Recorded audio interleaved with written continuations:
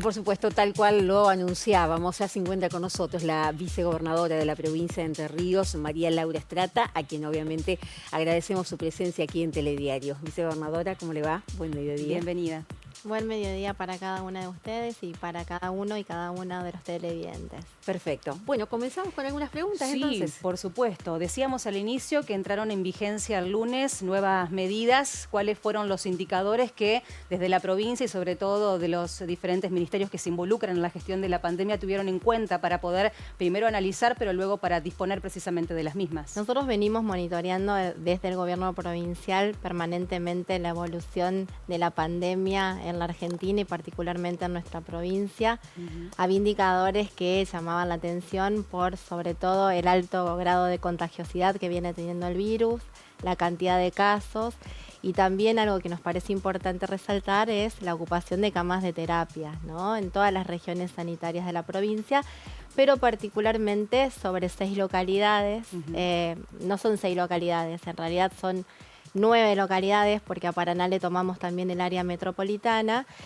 Y si hay algo que nos ha mostrado la pandemia justamente es en función de la realidad y las características que tiene nuestra provincia, es a poder tomar en función de esos indicadores, cantidad de casos, la alta contagiosidad, la presencia de nuevas cepas que ustedes también estaban señalando recién, pero también la ocupación de camas de terapia, es que se decidió tomar medidas transitorias, focalizadas en estas localidades. Hay un aprendizaje, ¿no?, que venimos teniendo y que tiene que ver con estas decisiones que vamos tomando, que se complementan también con decisiones que se habían tomado también en el decreto anterior, que tenían que ver justamente con la eliminación de las reuniones sociales, con la prohibición de permanencia en los espacios públicos a partir de las 20 horas, con la reducción de la circulación nocturna desde las 0 hasta las 6 de la mañana.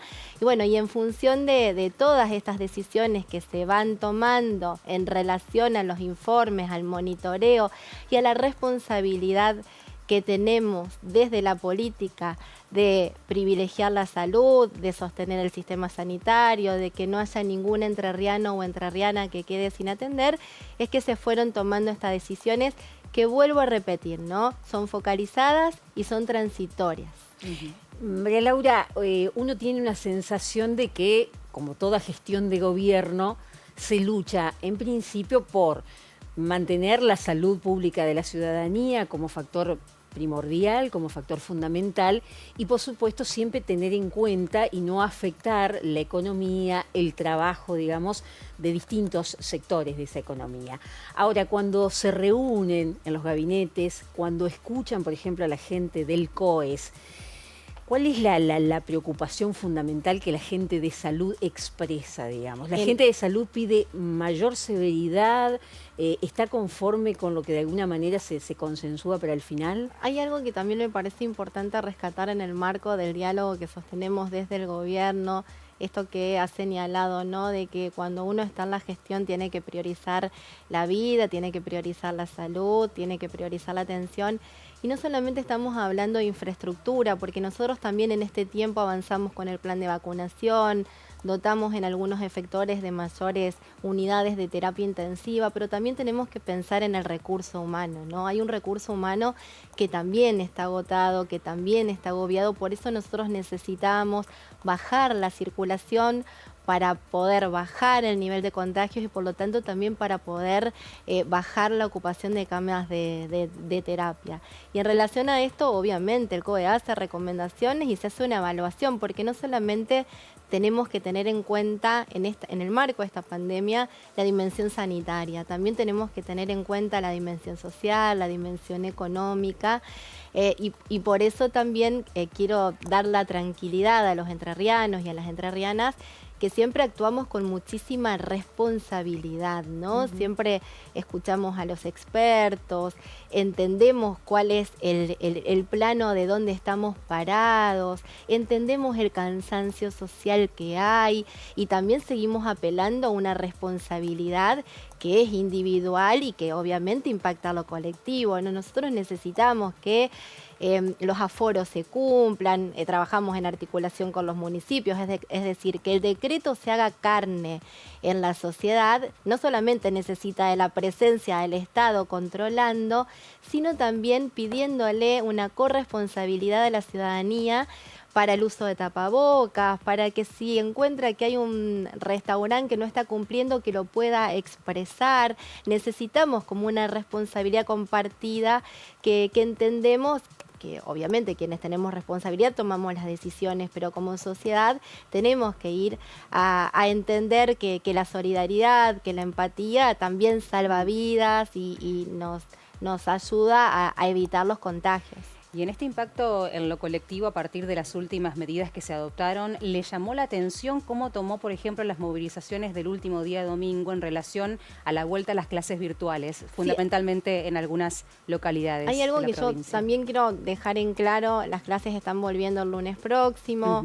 Esto es muy importante porque quizás en el marco de la pandemia y por también lo novedosa que fue enfrentarnos a la pandemia, hubo momentos en que se tomaban decisiones que se iban prorrogando. Aquí, digamos, la decisión fue hacerlo por una semana, complementando con otras medidas. Digo, no fue una medida aislada. Dar la tranquilidad de que el lunes está retomando la presencialidad en la provincia de Entre Ríos, que también me parece muy importante esto. La protesta expresa un sentir que hay que advertirlo, que hay que mirarlo. Siempre lo decimos en el marco también del respeto del distanciamiento, de que sean al aire libre. Digo, también las protestas tienen que guardar, digamos, cierto rigor para poder seguir cuidándonos, pero entendemos, vuelvo a lo que dije anteriormente, ¿no? El cansancio social lo entendemos, pero bueno, venimos tomando medidas de reducción de la circulación. En el mientras tanto venimos equipando a nuestro sistema sanitario para que pueda responder cada vez más. Venimos avanzando en el plan de vacunación que nos parece central para no tener que ocupar camas de terapia intensiva. Y vuelvo a decir, no solamente hay que pensar, cuando pensamos en el sistema sanitario, no solamente hay que pensar en cuántos respiradores agregamos, sino los recursos humanos, ¿no? Que vienen desde marzo del año pasado al borde, ¿no? Porque está permanentemente y porque cuando esperábamos la segunda ola más adelante se adelantó y porque también aparecieron las nuevas cepas y porque ahora también aparece una franja etaria que antes no estaba ocupando camas, hoy ocupando camas. Yo recién estaba hablando con un amigo que tiene a su mujer que tiene mi edad, que está internada. Entonces me parece que hay una realidad que nos interpela. ¿Y por qué nos interpela? A que trabajemos, a que seamos responsables. Yo siempre digo, a no politizar la pandemia, a gestionar con responsabilidad la pandemia, asumiendo que son decisiones muy difíciles las que nos tocan tomar, pero siempre privilegiando, ¿no?, lo que es el bienestar general. La educación para nosotros también es central, es neurálgica. Entendemos también que el año pasado la falta de conectividad en varios sectores de nuestra población lo que hizo fue agigantar quizás también las desigualdades. Por eso apostamos este año a comenzar con una presencialidad que se llama administrada, trabajada, que la trabajaron las escuelas, la trabajó el Consejo de Educación, la trabajó el COES. La provincia viene dando pasos hacia adelante. De hecho, nosotros tuvimos restricciones nocturnas que en la provincia se cumplieron y que recién están tomando otras provincias. Empezamos a trabajar lo de los encuentros sociales, que creemos que es ahí donde se producen los contagios. Entonces, no... estamos tomando medidas focalizadas, estamos tomando medidas sectorizadas, estamos tomando medidas con un tiempo de duración, porque entendemos que la pandemia que pensamos que iba a ser más corta se alarga y al alargarse tenemos que ir justamente midiendo los impactos y sosteniendo el ritmo y el trabajo, vuelvo a decir, de que no haya ninguna entrerriana o entrerriana que se quede sin atención en nuestra provincia. Vicegobernadora, usted señalaba certeramente el hecho de que en medio de todas las dificultades que genera obviamente el tema de la pandemia, se fortalece el sistema de salud, hay hospitales modulares, hay más camas para terapia intensiva, sí sigue con el ritmo del plan de vacunación, pero la situación del trabajador de salud que está estresado, que está cansado y que también tiene sus demandas y las ha hecho públicas en los últimos tiempos. ¿Qué se piensa concretamente para ese trabajador? Sí, esas demandas se están tratando en el marco justamente del proceso de paritarias que ya se inició, pero que también con el sector salud se está dialogando de una manera particular. Y yo lo dije al principio, cuando uno dice sistema, uno se imagina las camas o es agregar un respirador, y estábamos hablando justo del recurso humano, de los que están al frente, ¿no? de esta batalla que no nos da tregua. Entonces, y también asumir que no solamente estamos tratando COVID en el sistema sanitario, sino todas las otras patologías que requieren atención y requieren de nuestro sistema. Entonces me parece que sí se está trabajando, hay un reconocimiento de esta situación, de todo lo que vienen haciendo, del esfuerzo sostenido, y se está en diálogo permanente justamente. De hecho, las decisiones que se han tomado sectoriales, siempre salud ha sido el sector al que primero vimos y sobre el que primero se decidió, que lógicamente no basta, porque esto, digamos, son arrastres históricos, son demandas como históricas que estamos en un proceso de saldar o de mejorar, pero que están perfectamente reconocidas, porque vuelvo a decir, cuando nosotros pedimos la baja de la circulación y necesitamos no solamente bajar el ritmo de contagios y bajar el ritmo de ocupación de cama, estamos cuidando también al trabajador de la salud, al trabajador y a la trabajadora de salud. Quería cambiar de tema, Sonia, si le parece a la vicegobernadora también, y preguntarle respecto a uno de los temas en donde más fuertemente se la ha visto trabajar, sobre todo en el primer año de gestión, que tiene que ver con las cuestiones vinculadas a las diferentes situaciones de género. Hay una normativa provincial nueva que se quedó sancionada en noviembre del año pasado, que tiene que ver con la paridad integral de género, sobre todo pensando en este año electoral también. 11 diputadas provinciales, 4 senadoras provinciales también. Hay un largo camino para recorrer a la legislatura. ¿Cómo ve ese cambio y si efectivamente va a quedar plasmada la paridad en las próximas elecciones? Sí, la paridad de género ha sido un logro enorme, no solamente de la política, sino de la sociedad. Cuando comenzamos a pensar en este proyecto de ley, entendimos que no era la desigualdad en el ámbito de la política sobre lo que teníamos que legislar, sino la paridad en el ámbito de la sociedad. En las próximas elecciones provinciales del 2023 rige esta ley. De hecho, ya rigió cuando tuvo que hacerse un reemplazo, cuando Diego Lara asumió en el Tribunal de Cuentas, lo reemplazó una mujer porque ya estaba rigiendo la ley de paridad de género, pero la ley de paridad no solamente supone, ¿no?, la paridad en la legislatura, sino también la paridad en las fórmulas provinciales, municipales, en los gabinetes, en la justicia, pero también en las organizaciones y en las instituciones de la sociedad civil, con las que hemos trabajado codo a codo. Sí hay algunas cuestiones de la ley que hay que reglamentar, que tienen que ver más con la fase privada o de las organizaciones de la sociedad civil, pero no en el plano de la política. La paridad en los partidos políticos. Yo siempre los cargo a los hombres cuando dicen no hay mujeres, y uno va a los partidos políticos y la mayoría son mujeres, y en los clubes te dicen no hay mujeres, y las comisiones directivas están llenas de mujeres, y te dicen en las empresas no hay mujeres. ¿Cómo? Claro. Y hoy la presidenta de la Cámara de la Construcción es mujer.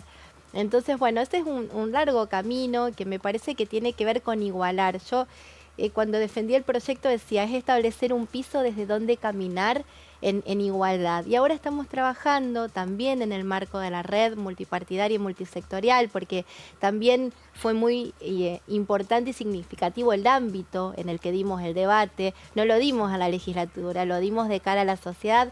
También desde esa red estamos promoviendo también el debate, un proyecto que presentamos desde el Ejecutivo, que es un nuevo régimen de erradicación y sanción de la violencia por razones de género, que es justamente una mirada puesta en nuestra geografía, en nuestra provincia, con los dispositivos que tenemos para generar realmente un sistema que proteja a la víctima y a sus familias. Ahí también estamos trabajando fuertemente y lógicamente también en la capacitación de la ley Micaela. La perspectiva de género es una perspectiva en derechos humanos, tiene que ver el respeto que nos tenemos todos y creo que eso nos hace crecer como sociedad, pero la paridad de género rige en la elección del 2023, ya rigió efectivamente en el primer reemplazo que hubo que hacer y lógicamente sí estamos trabajando en la reglamentación con las distintas instituciones que participaron. Con nosotros participó la UIER, por ejemplo, y con ellos estamos reglamentando el tema de las empresas, entendiendo también las particularidades que tienen algunas cuestiones, como las empresas familiares, que no podemos exigir si hay más hombres que mujeres. Digo, tiene que ver con que obviamente la ley es de cumplimiento efectivo en ciertos artículos y en otros apunta a reglamentar y que sea en el marco un proceso que tenemos que dar como sociedad, lógicamente. Bueno, vicegobernadora María Laura Estrata, le agradecemos, Paola, su presencia aquí en Telediario y, bueno, ya que la estamos despidiendo también, queremos compartir junto con usted parte de lo que está hablando el presidente de la Nación, Alberto Fernández. ¿Está el gobernador allí? Que está junto con el gobernador, entre otros, con el gobernador Gustavo Bordet, en el lanzamiento de un programa de viviendas, Paola. Exactamente, lo compartimos.